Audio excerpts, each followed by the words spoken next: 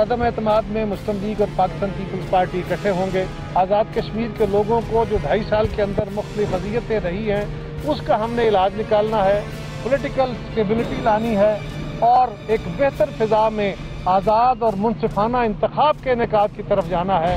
AJK में मुस्लिम league नून opposition में जो है वो अपना किरदार भरपूर तरीके से अदा करेगी। हमने इन फैसलों से जो है वो प्रेसिडेंट साहब को एतमाद में लिया है। बाकी वज़ीर आज़म साहब और प्रेसिडेंट साहब इस बारे में फर्दर कोई बात जो है वो होगी तो उसके मुताबिक फिर आगे अमल होगा। बिस्मिल्लाहिर्रहमानिर्रहीम, अस्सलाम वालेकुम नाज़रीन। आज़ाद कश्मीर में हुकूमत साजी का मामला फैसला कुन मरहले में दाखिल हो गया है। पीपल्स पार्टी का ये दावा है कि आज़ाद कश्मीर असम्बली में 52 में से 36 अरकान हैं जिनकी हिमायत उन्होंने हासिल कर ली है। गुज़श्ता रोज़ पीपल्स पार्टी और PMLN के दरमियान ऐवान सदर में एक अहम मुलाकात भी हुई जिसमें प्राइम मिनिस्टर आज़ाद कश्मीर के खिलाफ तहरीक अदम एतमाद लाने पर इतफाक़ हुआ है और आज पीपल्स पार्टी की जानिब से वज़ीर आज़म आज़ाद कश्मीर को दोपहर 2 बजे तक इस्तीफ़ा देने की डेडलाइन दी गई थी, मगर उन्होंने वज़ीर आज़म अपने मौक़िफ़ पर डटे हुए हैं और उन्होंने इस्तीफ़ा देने से साफ इनकार किया है। ऐवान में अपने दौरे हुकूमत की कामयाबियाँ, नाकामियाँ और वजूहात रिकॉर्ड का हिस्सा बनाने का फैसला करते हुए पीपल्स पार्टी को चैलेंज दे दिया है कि अगर नंबर्स पूरे हैं तो तहरीक अदम एतमाद ले आएं। पीपल्स पार्टी की डेडलाइन गुजर गई मगर अभी तक प्राइम मिनिस्टर के खिलाफ तहरीक अदम एतमाद जमा नहीं हुई है। ज़राए के मुताबिक पीपल्स पार्टी ने फौरी तौर पर तहरीक अदम एतमाद का फैसला मौखर करते हुए मुजफ्फराबाद में मौजूद MLAs को इस्लामाबाद वापस बुलाया है। ये इम्कान जाहिर किया जा रहा है कि बिलावल भुट्टो जरदारी जल्द वज़ीर आज़म के खिलाफ तहरीक अदम एतमाद लाने और नए वज़ीर आज़म के उम्मीदवार का ऐलान करेंगे। इसी एक आज का पहला बड़ा सवाल होगा पैनल से। पैनल में मौजूद हैं अयाज खान साहब, आमिर इलियास राना साहब, फैसल हुसैन साहब, नवीद हुसैन साहब और मोहम्मद इलियास साहब। इसके साथ ही आज हमें आज़ाद कश्मीर से एक्सप्रेस न्यूज़ के नुमाइंदे आसिफ रज़ा मीर ज्वाइन कर चुके हैं। पहले ताज़ा तरीन सूरत हाल उनसे जान लेते हैं और उसके बाद हम अपना जो बुनियादी सवाल है वो पैनल की तरफ लेके जाएंगे। आसिफ रज़ा मीर साहब, सबसे पहले तो ये जो मुमकिन तब्दीली है वज़ीर आज़म की, इस हवाले से अपडेट कीजिएगा। क्या सूरत हाल है? फिर इस्तीफ़े का मामला, अब प्राइम मिनिस्टर इस्तीफ़ा नहीं देना चाहते, ज़ाहिर पीपल्स पार्टी उसकी तैयारी कर रही है तहरीक अदम एतमाद के हवाले से, तो अपडेट कीजिएगा अभी क्या सूरत हाल है और इनकारी क्यों है वज़ीर आज़म इस्तीफ़ा देने से? जी बहुत शुक्रिया। इसमें कुछ चीज़ें ऐसी हैं कि जो मैं समझता हूँ कि हमें ज़रा तारीख में जाना पड़ेगा और देखना पड़ेगा कि चौधरी अनवारुल हक जब वज़ीर आज़म बनते हैं तो 48 वोट उनके हाथ में आते हैं। ये आज़ाद कश्मीर की पार्लिमानी तारीख में पहली मरतबा ऐसा हुआ है। बड़े बड़े नाम आज़ाद कश्मीर की सियासत में मौजूद हैं जिनको पैनल पर बैठे हुए अयाज साहब, आमिर इलियास राना साहब को अच्छी तरह याद होगा। सरदार अब्दुल क़य्यूम खान, सरदार सिकंदर हयात और इस तरह के बड़े नाम हैं। उनके हिस्से में भी कभी इतनी मेजोरिटी नहीं आई जितनी इनके हिस्से में आई थी और उस वक्त पीपल्स पार्टी और मुस्लिम लीग नून ने भी इनको वोट दिया, PTI के फॉरवर्ड ब्लॉक ने भी इनको वोट दिया। इतना भारी मैंडेट लेकर आए और इस अरसे में पीपल्स पार्टी और नून लीग उनके साथ शराकत इक़्तिदार में बराबर की जो है ना वो शरीक रहे। लेकिन अब जब नाकामी हिस्से में आई है और अवामी एक्शन कमेटी के इस एपिसोड के बाद ये आफ्टर शॉक्स हैं, ये सारे के सारे अवामी एक्शन कमेटी के आफ्टर शॉक्स हैं जो आप फील कर रहे हैं और उसके बाद फैसला किया गया जी इनको हटाना है।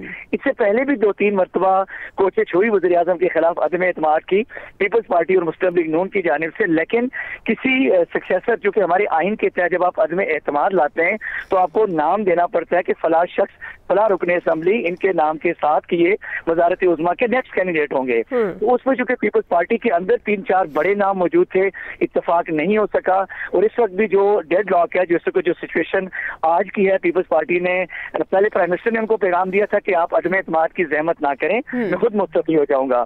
लेकिन फिर पीपल्स पार्टी ने जब नंबर गेम उनके बकौल उनका दावा था कि पूरे हो चुके हैं और मुस्लिम लीग नून की जानिब से जब ये कहा गया कि वो बैठेंगे तो अपोजिशन में, ये बड़ा हैरान कुन बात है कि बैठेंगे तो वो अपोजिशन में लेकिन वो वोट पीपल्स पार्टी के उम्मीदवार को देंगे और अदम एतमाद का इस हद तक हिस्सा होंगे।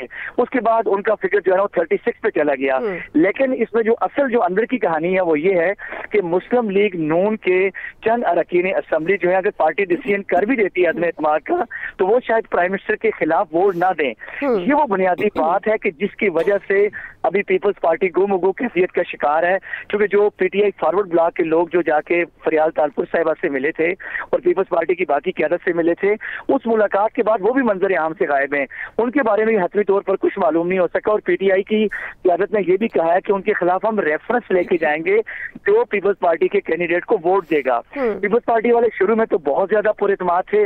आज उनके वज़रा और उनके अरकान असम्बली मुजफ्फराबाद पहुंचे, लेकिन उसके बाद 2 बजे का टाइम गुजरने के बाद जब उनसे राब्ता किया गया तो उनको वापस इस्लामाबाद तलब किया गया और वहां पे कहा गया कि अब दोबारा, चूंकि प्राइम मिनिस्टर इस इंतजार में चौधरी अनवारुल हक वो बड़े मजबूत हिसाब के आदमी से बड़े आराम सुकून से ये खेल देख रहे हैं कि सक्सेसर कौन आता है। अगर कोई ऐसा नाम आता है कि वो ये इस बात पे वो तवक्कुआत लगाए बैठे कि शायद एक ग्रुप उनके साथ टूट के आ मिले, क्योंकि इस वक्त सादा अक्सरियत चाहिए, कोई 2/3 तो चाहिए नहीं है, 26 से 27 वोट कुल चाहिए प्राइम मिनिस्टर को हटाने के लिए। कौन सा नाम हो सकता है ज़ेरे बहस पीपल्स पार्टी की तरफ से प्राइम मिनिस्टर के लिए? और फिर जिस तरह आप भी बता रहे हैं कि नंबर्स का दावा पीपल्स पार्टी पहले से भी करती आ रही है और अब भी दावा कर रही है 36 अरकान का, तो ये जो PMLN का फैक्टर बता रहे हैं, क्या यही फैक्टर है तहरीक अदम एतमाद ताखीर हो रही है पीपल्स पार्टी की तरफ से, या कोई और भी है? देखिए, एक तो जो नाम है, 3 बड़े नाम इस वक्त लिए जा रहे हैं। एक चौधरी यासीन जो इस पाकिस्तान पीपल्स पार्टी आजाद कश्मीर के सदर हैं। दूसरा नाम चौधरी लतीफ अकबर जो स्पीकर कानून साज असम्बली हैं।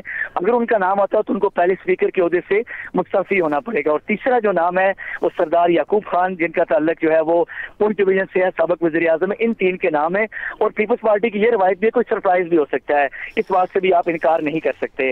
दूसरा फैक्टर ये है कि मुस्लिम लीग नून की जानिब से गुज़श्ता शब जब ये कहा गया कि वो अदम एतमाद का हिस्सा बनेंगे तो उसके बाद फिर सिचुएशन बहुत हद तक क्लियर हो गई थी कि अब तो मामला 2/3 पे चला गया। हमें आइन में तरमीम के लिए 2/3 चाहिए। सादा अक्सरियत से तो प्राइम मिनिस्टर को आसानी से हटाया जा सकता है, लेकिन जब ये अंदरूनी खाना ये कहानी सामने आई कि मुस्लिम लीग नून के और पीटीआई फॉरवर्ड ब्लॉक के कुछ लोग शायद प्राइम मिनिस्टर के अगेंस्ट ना जाएं, तो इस वजह से पीपल्स पार्टी फिर मोहतात हो गई और ये भी उसमें ये कहा गया कि अगर अदम एतमाद लाते हैं और वो कामयाब नहीं होता तो फिर अगले 6 माह तक तो आप अदम एतमाद नहीं ला सकते। वैसे भी ये असम्बली के आखिरी चंद माह चल रहे हैं, आखिरी 8 माह में आपने जुलाई 2026 में जनरल इलेक्शन की तरफ जाना है। आपके चीफ इलेक्शन कमिश्नर मौजूद नहीं है, आपकी इंतखाबी फहरिस्तों का मामला है, अभी बहुत सारी चीजें, बहुत सारा काम करने के लिए है, लेकिन अभी वो तमाम उमूर इल्तवा का शिकार है। प्राइम मिनिस्टर ने ये कहा है कि आप अदम एतमाद लाएं। मैं असम्बली में जाके ये बताऊंगा कि इस कहानी के पीछे कौन था, नाकामी के असबाब क्या थे और किन लोगों ने अवामी एक्शन कमेटी को इस मकाम तक लाया और मुझे इस मकाम तक लाने वाले लोग कौन थे। वो चाहते हैं कि इन तमाम चीजों को असम्बली और कौम के सामने रख के फिर वो कहते हैं कि मैं फिर इस्तीफा दूंगा। सही चले आसिफ रजा मीर, आप हमें अपडेट करें ऐसे तमाम सूरत हाल और अभी कौन से बड़े नाम हो सकते हैं प्राइम मिनिस्टर के लिए पीपल्स पार्टी के, और चौधरी अनवारुल हक जो इस वक्त वज़ीर आज़म है आज़ाद कश्मीर के, अब उनकी अगली मूव क्या हो सकती है जो कि उन्होंने डिसाइड किया कि इस्तीफा नहीं देंगे।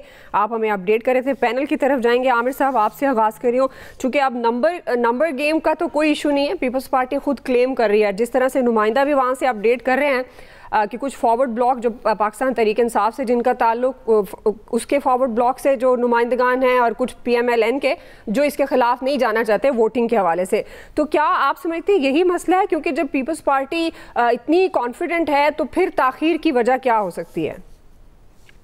देखें, आसिफ रजा मीर हमारे रिपोर्टर साथी हैं मुजफ्फराबाद से और बड़ी गहरी नजर रखते हैं। उन्होंने जो उनकी नजर में तमाम बारीक पॉइंट्स थे कि क्या क्या है वो सारे उनके ऊपर रोशनी डाल दी है।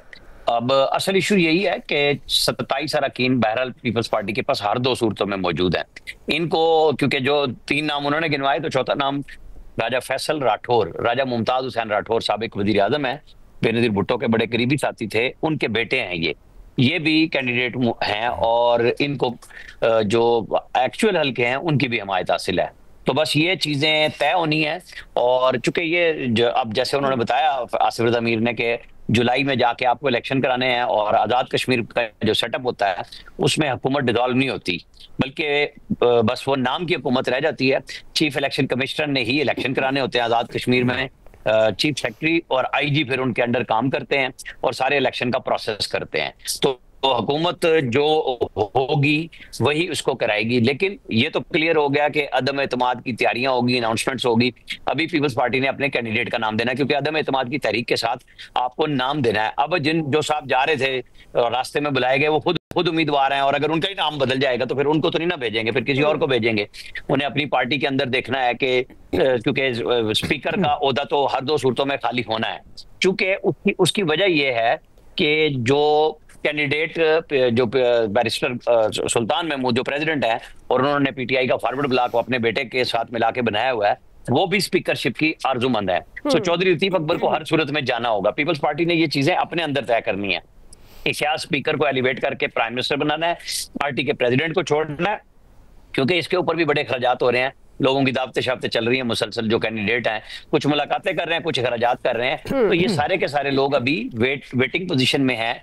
हमें ये देखना है कि किस तरह ये निकालेंगे। लेकिन एक तय है कि अब इन दोनों पार्टियों ने जो 8 अक्टूबर को मामला तय किया था कि इस वजीर आजम के साथ हम नहीं चलेंगे, अगर उसको कोई रोकने की कोशिश करता है, जो कि मेरा नहीं ख्याल कि अब रोक के वो क्या करेंगे लेके, क्योंकि ये अवामी एक्शन कमेटी जिसके बारे में बात हो रही है कि जी उन्होंने वो मुतालबात किए जो हुकूमत की मुअस्सर नुमाइंदगी ना होने पे किए। कल नवीद साहब बेशक कह रहे थे कि पीपल्स पार्टी की नजर इन 30-40 अरब रुपए पे है, लेकिन अगर ये इतने अच्छे हुक्मरान थे तो ये 30-40 अरब रुपए लोगों पे खर्च हो जाने चाहिए थे। ये किसी के खजाने में वो ज़कात मुनाफा फंड भी एक बड़ा पुराना वहाँ किस्सा चल रहा है आजाद कश्मीर में, कि वहां से लोगों को, बहुत सारे लोगों को उस ज़कात मुनाफा फंड जो सरदार अब्दुल कयूम खान ने ये नई एक जुगाड़ निकाली थी लोगों को मोबिलाइज करने के लिए कि ज़कात नहीं लेते, ज़कात मुनाफा फंड से लोगों को पैसे बांटते थे। तो या तो आप कहीं बांट रहे होते, कोई खर्च कर रहे होते, क्या कर रहे हैं क्या नहीं कर रहे हैं। तो अगर आपने अवाम के लिए पैसे खर्च करने थे जिनकी नुमाइंदगी अवामी एक्शन कमेटी ने की, आके आवाज उठाई, तो ये हजरत साहब अगर इतने ही अच्छे थे तो पैसे कैसे बचाए, खर्च करते प्रॉपरली। चीफ इलेक्शन कमिश्नर ये नहीं लगा सके, तो इन्होंने तो तय किया और सामने लाए कि इनका चुनने वालों के लिए नाअहली की तरफ इशारा हो गया कि भाई कुछ तो करें आप बैठ के। आप इस्लामाबाद बैठ जाएं या मुजफ्फराबाद बैठ जाएं और लोगों के काम ना करें तो फिर आप क्या कर रहे हैं। तब्दीली आनी है, मेरा ख्याल आज रात या कल, नहीं तो क्लियर हो ही जाएंगी सारी चीजें। आयाज साहब तब्दीली आनी है, क्लियर हो जाएगा इतने, क्योंकि अब वजीर आजम भी कह रहे हैं कि अब ये सारा मामला वो अपनी कामयाबियां खामियां सब सामने रखेंगे। चैलेंज दिया है उन्होंने भी पीपल्स पार्टी को। दुआ, अब चौधरी अनवारुल हक का किला बड़ा मजबूत है। ये मतलब बाकी तो जाहिर है जी वो ग्रुप्स भी होते हैं, सारा कुछ होता है, लेकिन पार्टी का सरबराह जहाँ फैसला कर देता है वो चीज़ें तय हो जाया करती हैं। लेकिन ये जो चेंज है ना, ये मुझे मतलब बिला वजह नहीं लग रहा कि ऐसी राह जाते को तब्दीली आ गई इसमें। इसके पीछे कुछ है और वो आ भी जाएगा सामने। पॉसिबल है कि कुछ भी ना हो, वो जो धड़ेबंदियाँ वही हों और उसके बाद किसी एक कैंडिडेट पे वो इत्तेफाक भी हो जाए। लेकिन मुझे इसमें कुछ महसूस हुआ इस तरह। लेकिन आप हमारी सियासत, क्या कमाल जमहूरियत और सियासत है हमारी। PMLN की गवर्नमेंट है, वो अपने वजीर आजम के खिलाफ अदम एतमाद करते हैं कि जी नहीं हमें ये नहीं चाहिए। वो फैसला कर लेते हैं जी हमने इसको नहीं रखना, वो अवामी एक्शन कमेटी के वो जो भी मामला हुए उसके बाद। और फिर वो पीपल्स पार्टी वहाँ हुकूमत बनाने जा रही होती है और वो कहते हैं जी बिस्मिल्लाह, नो कॉन्फिडेंस मोशन में हम आपके साथ हैं, हम भरपूर ऑपोजिशन करेंगे। हम लफ्ज़ भरपूर बड़ा इंपॉर्टेंट है, जो एहसन इकबाल साहब ने कल बोला था कि इतनी भरपूर ऑपोजिशन करेंगे कि वो उसकी आवाज़ लाहौर तक जाएगी कि ऐसी की तैसी। ये क्या मजाक है इस मुल्क में, खुदा की कसम जो हो रहा है। वो इस तरह से जमहूरियत चला करती है, वो तो बिल्कुल ही आपने बर्बाद ही कर दी हर चीज़। कुछ तो भरम रहने दें यार चीज़ों का, इस तरह ना करें। और वो जो 40-50 अरब की बात हो रही है, वो जो बचे हुए हैं, वो मेरा ख्याल है अनवारुल हक साहब यही तो कह रहे होंगे कि भाई वो नहीं खर्च कर सका, मुश्किलात में फंसा रहा, अब इलेक्शन से पहले मैंने खर्च करने हैं और तुम लोग आगे हो लेने कि जी ये 40-50 अरब तो हमारे हैं। और सबसे इंटरेस्टिंग जो चीज़ आसिफ रजा मीर ने बताई कि एक तो वो फॉरवर्ड ब्लॉक वाले 10 वो राब्ते में नहीं है, वो कहीं चले गए हैं। और PMLN के लोग अब इस दौर में तो सबसे ज़्यादा PMLN के लोग ही अच्छे हैं ना, उनसे अच्छा तो है ही नहीं। उनसे जैसे कहा जाता है वो वैसे कर रहे थे। जैसे मैंने कल अर्ज़ किया था जब वो मुश्ताक मिनाज की बात कर रहे थे आमिर, कि उनसे कहें हौसला रखें, जब ज़मीर जगाना होगा उनका भी जगा दिया जाएगा। तो कोई पता नहीं कि उनका ज़मीर कहीं जाग गया हो जाके। तो लिहाजा सिचुएशन इंटरेस्टिंग है, आप इसको इंजॉय करें और उस वक्त का इंतज़ार करें कि जब PMLN भरपूर ऑपोजिशन करे और ये ज़बरदस्त हुकूमत करे। सही है फैसल साहब, पॉपकॉर्न की ऑफर हुई है, आप फिर भिजवा रहे हैं हर जगह, इस्लामाबाद, लाहौर। फैसल सवाल आपसे ही है, क्यों ताख़ीर हो रही है फिर अगर पीपल्स पार्टी के नंबर्स पूरे हैं तो? असल में ज़मीर जो है ना जल बुझ हो रहा है, जल रहा है, बुझ रहा है, जल रहा है, बुझ रहा है, दोनों काम चल रहे हैं ज़मीर के साथ। ज़मीर कंफर्म नहीं हो रहा करना क्या है ज़मीर को। मिसाल के यूँ समझ लें कि फैसला तो हो गया था इनको हटाना है, लेकिन जब ये कैलकुलेशन की गई कि भाई जिस मकसद के लिए हटाया जा रहा है वो मकसद तो और ख़तरनाक हासिल भी नहीं होगा और सूरत हाल जो है वो और ख़तरनाक हो जाएगी, क्योंकि वो जो एक्शन कमेटी है उसने तो सारे अमल को मानने से जो है वो इनकार कर दिया है, बोला हम इस सारे अमल के साथ नहीं है। और जिस तरह ये मंडी लगाई जा रही है उस पर तो उन्होंने और शदीद मौक़िफ़ इख्तियार कर लिया है। तो अब जो ये फैसला किया गया था कि ये तो और गले ना पड़ जाए, तो यूँ समझ लें कि एयाज साहब कह रहे हैं कि हटा दो, नवेद साहब कह रहे हैं अभी मत हटाओ, रुक जाओ। तो इस तरह ये मामला जो है ना आज थोड़ा आगे पीछे हो गया। हो सकता है कि 2-3 दिन में या कल तक जो है सूरत हाल जो है वो वाज़े हो जाए और एक नुक्ते पर जो है वो जमा हो जाए और तय हो जाए कि भाई हटाना है या नहीं हटाना है। लेकिन जिस मकसद के लिए सारा काम किया जा रहा है ये बात तो तय हो गई, वो हासिल नहीं हो सकता। तो जब वो हासिल ही नहीं हो सकता तो आप इतनी लंबी चौड़ी एक्सरसाइज करके फिर एक और क्यों जो है वो एक सियासी गलती करना जा रहे हैं। अब जो मुस्लिम लीग का मौक़िफ़ सामने आ रहा है वो समझ में नहीं आ रहा उनका मौक़िफ़ है क्या। वो मतलब पीपल्स पार्टी की हिमायत कर रहे हैं या मुखालफत कर रहे हैं, यही जो ना बिल्कुल एक बड़ा ही अजीब व गरीब तरह का उन्होंने जो है ना जो एक मौक़िफ़ इख्तियार किया है कि तहरीक अदम एतमाद की हिमायत भी करेंगे, हुकूमत का जो है हिस्सा बनेंगे भी नहीं, मुखालफत भी करेंगे हुकूमत की। अब ये अजीब से पहले ही उन्होंने तय कर लिया कि हमने जो है उसका हिस्सा नहीं बनना हुकूमत का। लेकिन तहरीक अदम एतमाद की हिमायत करनी भी चाहिए कि जो सूरत हाल है उसमें मुस्लिम लीग नून को बिल्कुल उस तहरीक अदम एतमाद की हिमायत करनी चाहिए। लेकिन ये भी हो सकता है कि कल को सूरत हाल तब्दील हो जाए तो मुस्लिम लीग नून जो है वो हिमायत का फैसला जो है वापस ले ले। ज़मीर अभी जो है ना कन्फ्यूज़न का शिकार है। तो ये ज़मीर की कन्फ्यूज़न जब तक ख़त्म नहीं होती ना ये मसला जो है ना उसने जो है ना हल नहीं होना। जब सियासी फैसले गैर सियासी अंदाज में किए जाएंगे तो फिर यही कुछ होगा जो हम और आप देख रहे हैं। मतलब आप ये देखें कि पीपल्स पार्टी के लिए एक रास्ता बनाया जा रहा है कि आप आए और वहाँ के आके आज़ाद कश्मीर के जो लोगों के मसाइल है वो हल करें। मतलब इससे बड़ा कोई लतीफ़ा हो सकता है कि पीपल्स पार्टी को दावत दी जा रही है कि पीपल्स पार्टी अब लोगों के जाके जो है आज़ाद कश्मीर की जो वहाँ पे वो में एक आग लगी पड़ी है, जो लोग बिल्कुल चरागपा हुए हैं, उनका गुस्सा आसमानों को लग रहा है, तो पीपल्स पार्टी वहाँ आवाम के मसाइल को हल करके उनके गुस्से को जो है ना वो ठंडा करेगी। बहरहाल ये भी एक हमने और आपने देखना था 17 साल से 18 साल से पीपल्स पार्टी की सिंध में हुकूमत है। इसी कारकर्दगी की बुनियाद पर उनको आज़ाद कश्मीर देने का भी फैसला किया गया होगा कि जितने बेहतरीन काम आपने सिंध में किए हैं इससे ज़्यादा 4 चांद जो है आप आज़ाद कश्मीर को जो है वो लगा दें।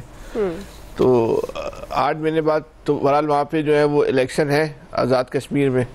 आप देखें पीपल्स पार्टी की गवर्नमेंट आ जाती है तो 8 महीने में क्या करती है, ये जो करेगी वो नहीं करेगी। लेकिन जो 8 महीने बाद का जो मंजरनामा है ना वो बड़े मज़ेदार होगा। ये 8 महीने में जो कुछ भी होना है हो जाएगा, 8 महीने बाद देखें फिर क्या होता है। जी नवीद साहब क्या होगा फिर?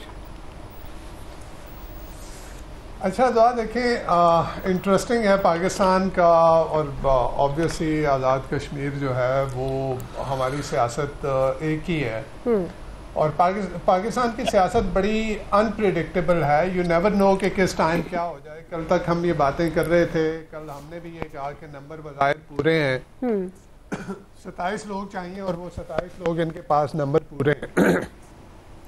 और कल तक ये बातें हो रही थी कि प्राइम मिनिस्टर अनवारुल हक साहब जो है वो रिज़ाइन कर रहे हैं और वो घर जा रहे हैं। लेकिन आज इंटायरली सिचुएशन चेंज हो गई और वो चेंज कैसे हुई उसमें देखें एक चीज़ रीज़न क्या है कि पीपल्स पार्टी क्यों जो है वो तज़ब्ज़ुब का शिकार हो गई है, क्यों हेजिटेट कर रही है। उसकी 2-3 चीज़ें हैं, 2-3 वजूहात हैं। एक तो जैसे कहा गया कि जी आज़ाद कश्मीर के कॉन्स्टिट्यूशन में ये बात है कि अगर आप नो कॉन्फिडेंस मूव लाना चाहेंगे तो आपने साथ में लीडर ऑफ द हाउस का नाम देना है। अब पीपल्स पार्टी के अंदर जो है वो 3-4 नाम जैसे गिनवाए गए, इन 3-4 नामों के ऊपर अभी तक फाइनलाइज नहीं हो पा रहा। तो एक रीज़न तो ये है कि प्राइम मिनिस्टर का जो कैंडिडेट है, जो लीडर ऑफ द हाउस का कैंडिडेट है, वो फाइनलाइज नहीं हो रहा। दूसरा, जैसे नून लीग ने बात की, नून लीग ने ये कहा कि जी हम आपको प्राइम मिनिस्टर को हटाने में, नो कॉन्फिडेंस में तो हम आपके साथ हैं, लेकिन नए लीडर ऑफ द हाउस को हम वोट नहीं देंगे। ये जो 36 और 37 का नंबर पीपल्स पार्टी कह रही है, तो ये नून लीग को मिला के कह रही है। तो अगर आप ये चीज निकाल दें तो फिर इनके पास वही 26-27 लोग बचते हैं, और उन 26-27 में भी फॉरवर्ड ब्लॉक के लोग जो है वो शामिल हैं। अब फॉरवर्ड ब्लॉक के लोगों के ऊपर जैसे कहा गया कि जी वो गायब हो गए हैं, उनका पता नहीं है वो कहां पे हैं, तो ये भी एक पीपल्स पार्टी के लिए ये भी एक जो है वो एक किस्म का डेटरेंस बन गया कि क्या वो हमारे साथ हैं, क्या वो वोट करेंगे या नहीं करेंगे। फिर नून लीग के अंदर भी देखें, वो एजेके की अपनी सियासत जो है ना, उसको भी ज़हन में रखना चाहिए कि वहां पे भी लोगों ने अपने इलेक्टोरेट को देखना है, अपने वोटर्स को देखना है कि क्या वो पार्टी लाइन के साथ जाएंगे या नहीं जाएंगे, और ये भी क्या पीपल्स पार्टी के वो सारे लोग जो है वो पार्टी के इस फैसले पे मुत्तफिक होंगे या नहीं होंगे। तो ये सारी चीज़ें मेरे ख्याल में। और फिर दूसरी तरफ जैसे अनवारुल हक साहब कल जो है वो उन्होंने कहा कि मैं रिजाइन कर रहा हूं, लेकिन आज उनका कॉन्फिडेंस डिफरेंट है। सही आज वो कॉन्फिडेंस ऐसा है, वो कह रहे हैं कि जी अगर आपके पास नंबर हैं, जिनके पास नंबर जो कह रहे हैं कि जी हमारे पास नंबर्स हैं, तो ले आए। नो कॉन्फिडेंस क्यों नहीं लेके आ रहे। तो ये चीजें सारी जो हैं ये पीपल्स पार्टी के लिए वो बनी हुई हैं। और दूसरी एक चीज जो जैसे अवामी एक्शन कमेटी के बारे में कहा गया, कल भी मैंने ये कहा था, देखिए दोनों का एजेंडा एक है, और आज जो है वो एक्शन कमेटी ने जो है उसने अपने आप को इस चीज से डिसएसोसिएट कर दिया है कि आप हमारे कंधे पे बंदूक रख के ना चलाएं जो अनवारुल हक साहब को, क्योंकि एक ही तरह का आप देखें जो इल्जामात लग रहे हैं। अनवारुल हक साहब ने क्या किया, जैसे कल भी मैंने कहा था कि उन्होंने पैसे बचाए हैं, 30-40 अरब रुपए जो है वो पड़ा हुआ है। फिर ब्यूरोक्रेसी के हवाले से वो बहुत सख्तगीर थे। फिर मेंबरान को जो डेवलपमेंट फंड के नाम पे जो ब्राइबरी होती है वो उन्होंने रोक दी थी। तो ये तो वो एजेंडा है जो कि एक्शन कमेटी का एजेंडा था। तो एक्शन कमेटी क्यों कहेगी कि इनको निकालें। तो वो जो ट्रेडिशनल पॉलिटिशियन थे बेसिकली उन्होंने इनके खिलाफ जो है वो किया। अगेन फिर मैं ये कहूंगा कि पाकिस्तान की सियासत है, कश्मीर की सियासत और पाकिस्तान की सियासत एक है। यू नेवर नो किस टाइम पे क्या हो जाए, लेकिन कल के मुकाबले में आज जो है वो इंटायरली बदली हुई सूरत हाल लगती है। जी इलियास साहब, देखिए ये पीपल्स पार्टी पर ही है कि अब वो फैसला करती है, क्योंकि नंबर गेम तो उनके पास पूरी हो गई है। तो अब ये इसमें कुछ ऐसा चीज़ रह नहीं गई। तो अब जब अपने कैंडिडेट का फैसला करेंगे तो उसके बाद देख लें। अब ये देखना है कि 8 महीने जो है ये अगर गवर्नमेंट का अपना टेन्योर पूरा करते हैं तो उसके बाद जो इलेक्शन होंगे तो उसमें पीपल्स पार्टी का क्या किरदार होगा, क्योंकि वफाक में तो फिर उनकी हुकूमत है, इनकी इत्तेहादियों की हुकूमत है।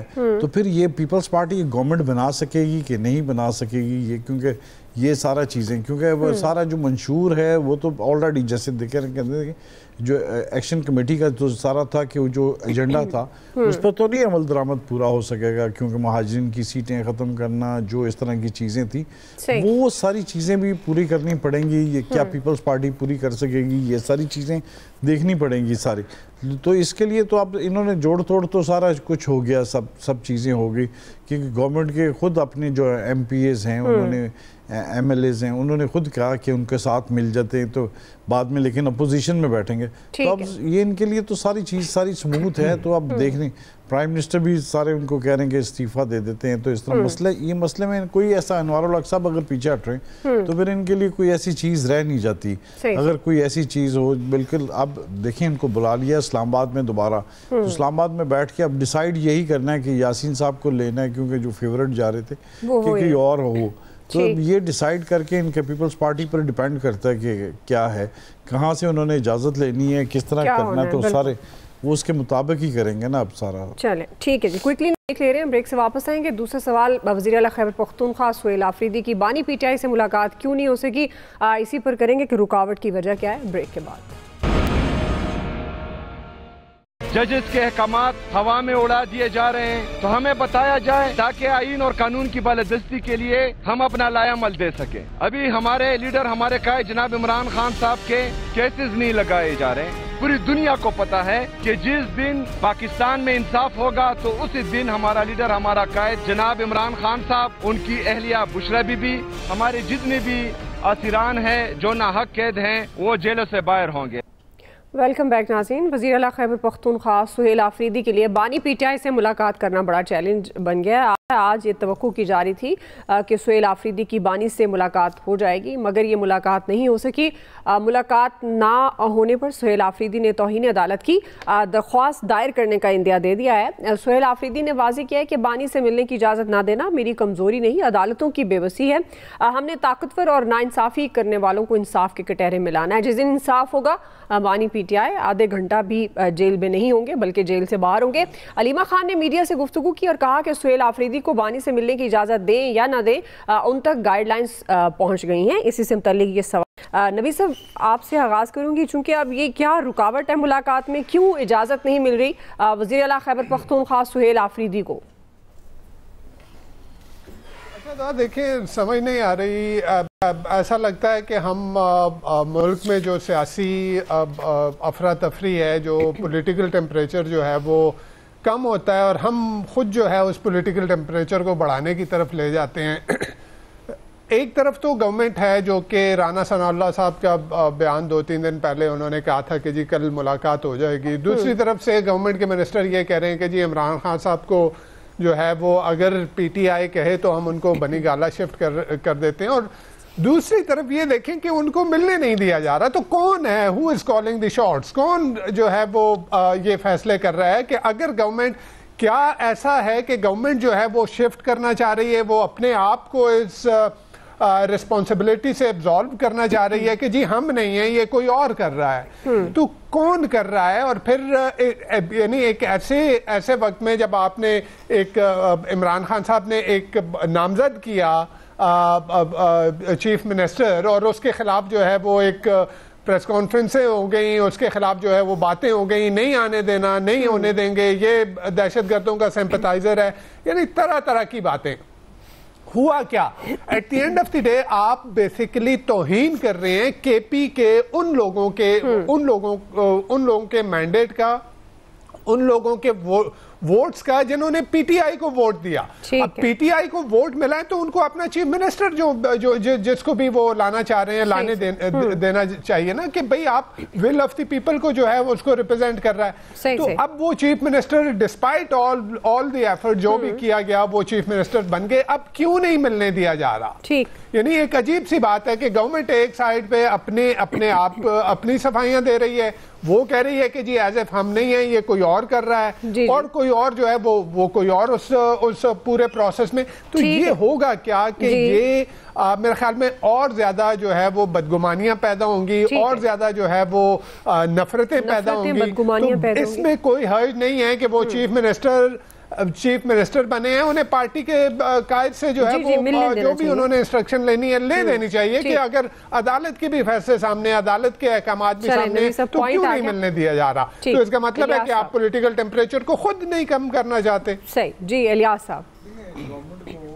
अब ये नहीं कि इस पर डिपेंड करता है, अगर वो तमाम शराइत वगैरह पूरी करते हैं तो उन्होंने एप्लीकेशन भी लिख दी, तो उनको मिलने देने के लिए क्या कोई ऐसा मसला तो नहीं है। सीएम है, सीएम केपी है, अगर नॉमिनेट किया गया है तो वो बिल्कुल उसको जाना चाहिए, मिलने देना चाहिए। तो गवर्नमेंट को इस चीज़ों को ऐसा करने से उनको क्या मिलेगा? इससे कुछ नहीं, आज नहीं कल परसों वो ज़रूर मिल लेंगे, क्योंकि टाइम ऐसा नहीं। लेकिन वेस्ट करना, तंग करना, खबर बनवाना, ये इनके गवर्नमेंट के अगेंस्ट जाता है। गवर्नमेंट को ऐसी चीज़ें नहीं करनी चाहिए, छोटी मोटी ये चीज़ें, ये मुनासिब नहीं है ये इस तरह करने के। पहले तो बिल्कुल रोकने की कोशिश की, लेकिन उसके बावजूद भी अगर सीएम बन जाते हैं तो फिर गवर्नमेंट को ये चीज़ें नहीं रोकनी चाहिए कि बिल्कुल ठीक है, अगर हो गया तो फिर ठीक है।